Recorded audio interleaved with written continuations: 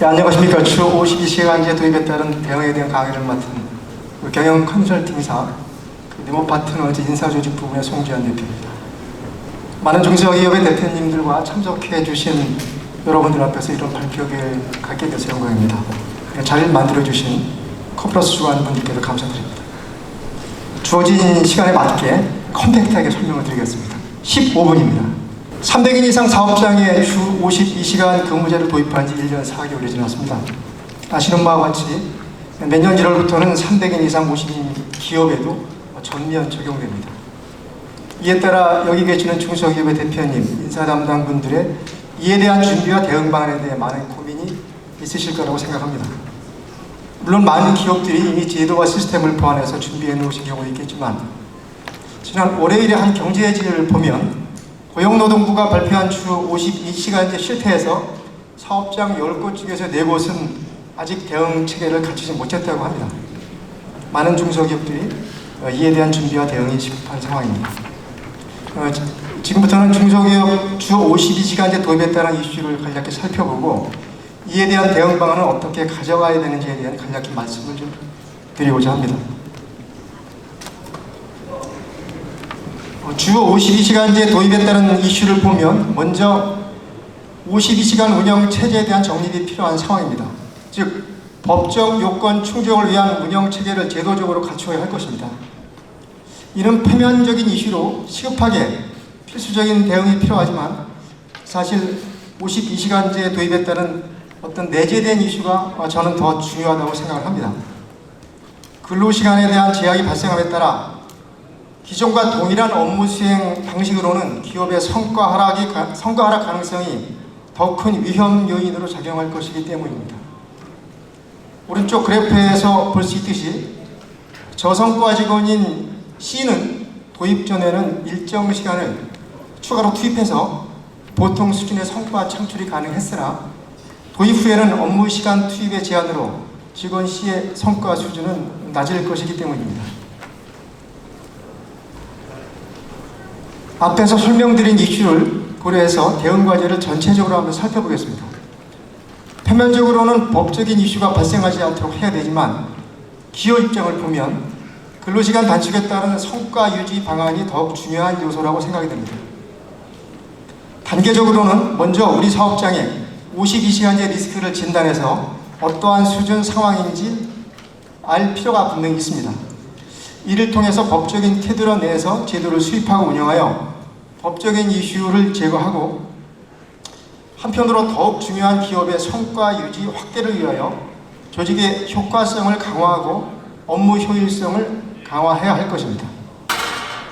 주 52시간 운영 체계는 직무 분석을 통하여 업무를 재점검하고 기업의 특성에 맞는 근무제 설계, 임금제 개선 등이 필요하며 조직 효과성 강화를 위해서는 성과관리 제도 개선, 조직 구조 개선, 리더십 진단 및 강화, 업무 효율성을 높이기 위해서는 업무 체계의 효율화, 스마트 워크 체계의 도입, 근무 공간의 개선, 조직 문화 정립 및 활성화 등이 주요 과제가 될 것입니다.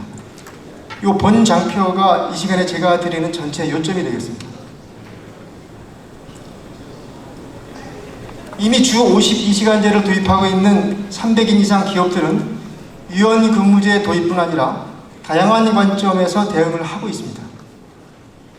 즐겁고 효과적으로 일할 수 있는 문화 혁신의 시도, 워크 다이어트 등 업무 방식의 개선, 업무 시간의 엄격한 관리, 출퇴근 시간 또는 작업 시간을 탄력적으로 유연하게 운영할 수 있는 제도의 마련, 평가 제도의 변화, 포괄 임금제 변경 등 다양하게 대응 체계를 마련하고 있습니다.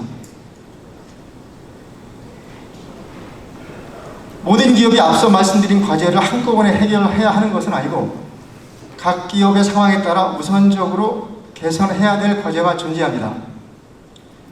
이는 주 52시간제 리스크 진단을 통해서 어떤 요소를 우선적으로 개선해야 하는지 방향성을 제시할 수 있을 것입니다.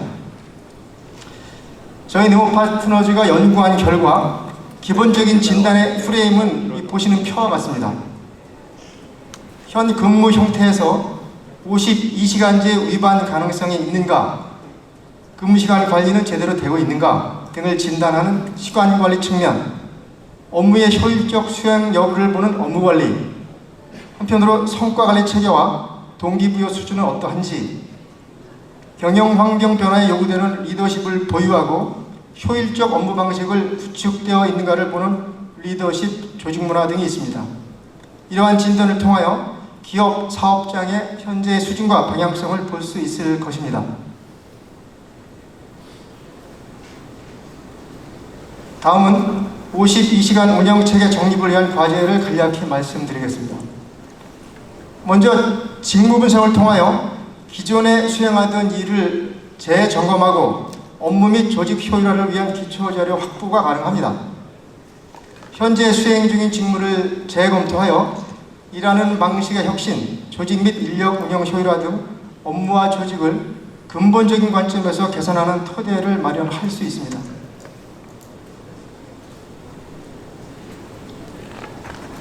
다음은 이를 통한 유연근무제의 설계입니다. 업무 특성 및 구성원 의견 등을 반영하여 개별 조직에 맞는 유연근무제를 설계함으로써 업무 효율성을 바탕으로 성과를 극대화할 수 있는 인프라를 구축하는 것입니다. 저희가 최근 컨설팅한 IT 기업의 경우 조직별 유연근무제 도입을 통해서 전사 평균 근로시간이 45.6시간에서 42.5시간으로 감소되었으며, 특히 52시간 초과 근로자에 대한 비중이 기존 12.5%에서 제로가 되는 결과를 보이기도 했습니다.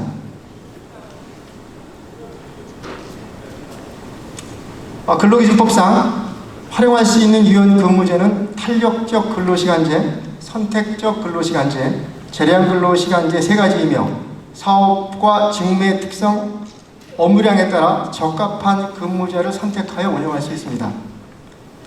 생산직의 경우는 주로 탄력적 근로시간제, 사무직은 선택적 근로시간제를 활용하여 근무제를 도입할 수 있는 바 사업장에 맞는 근무 형태의 제도 변화가 필요한 것입니다.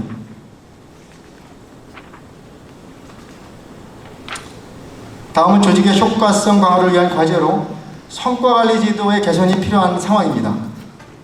과거에는 비생산적인 업무가 연장 근로로 해소가 가능했지만 근로시간에 대한 법적 제한으로 시간을 통한 성과 유지뿐 아니라 성과관리에 대한 중요성도 높아졌습니다.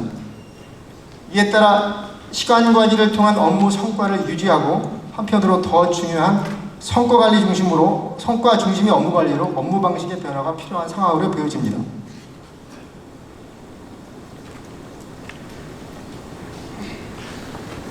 제한된 근로시간 내에서 동일한 수준의 성과를 창출하기 위해서는 기존의 성과관리 체계를 점검하고 보다 철저히 운영할 수 있도록 개선이 필요합니다.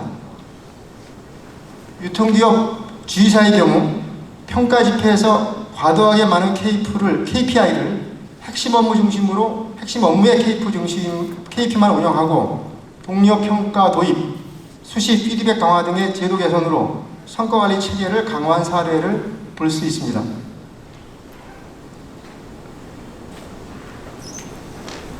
조직 효과성을 위해서 또한 조직 구조의 개선도 주요한 과제입니다. 수평적인 업무 수행 등 일하는 방식의 변화와 함께 조직 구조를 개선하여 의사결정에 대한 신속성 및 조직 운영 효율성을 향상시킬 수 있을 것입니다. 소비재 기업인 A사는 벌집 조직, 팔각형 조직 등의 조직 구조로 재편하여 유연하고 수평적으로 일하기 쉬운 구조로 운영하는 사례도 볼 수 있습니다.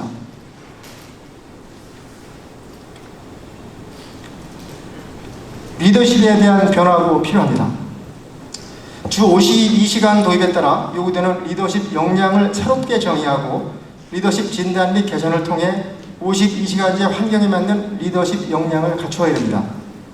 식품기업 D사의 경우를 보면 기존의 자기관리, 조직관리, 성과관리, 사람관리 역량에 주 52시간제에 요구되는 시간관리 역량도 추가하여 새로운 리더십 역량 모델을 정립하여 운영하고 있습니다.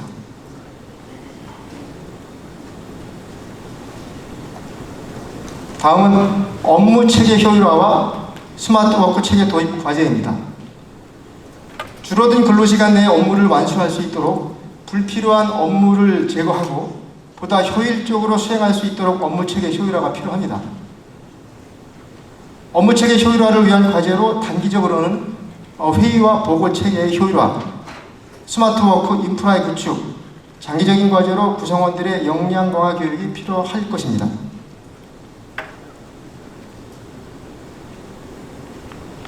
근무 공간에 대한 개선 검토도 필요하다고 보여집니다.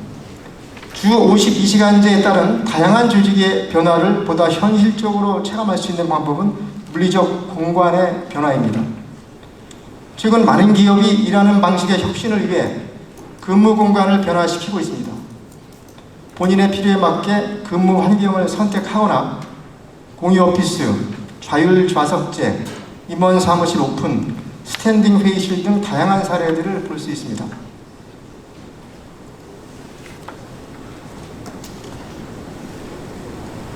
또 하나의 중요한 과제는 업무 효율성 강화를 위하여 조직 문화의 개선 활성화가 필요합니다.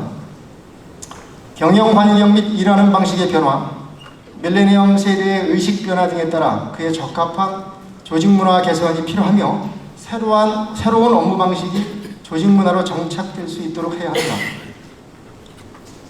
제약회사 C사의 경우 진단을 통하여 이슈를 찾고 원인을 분석하여 개선 과제를 도출하여 조직 문화 활성화를 위한 과제를 도출해서 사내 의사 소통 활성화, 효율적 업무 수행을 독려하는 분위기 활성화 등을 시행함으로써 성공적으로 변화를 추진하고 있습니다.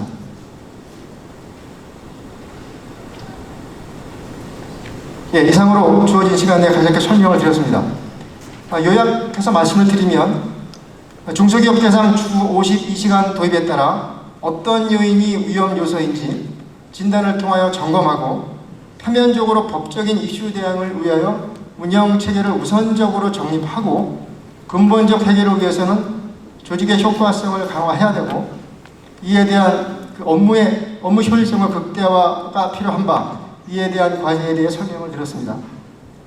옆에 왼쪽에 걸려있는 큰 현수막이 그에 대한 요약 내용으로 볼 수 있겠습니다.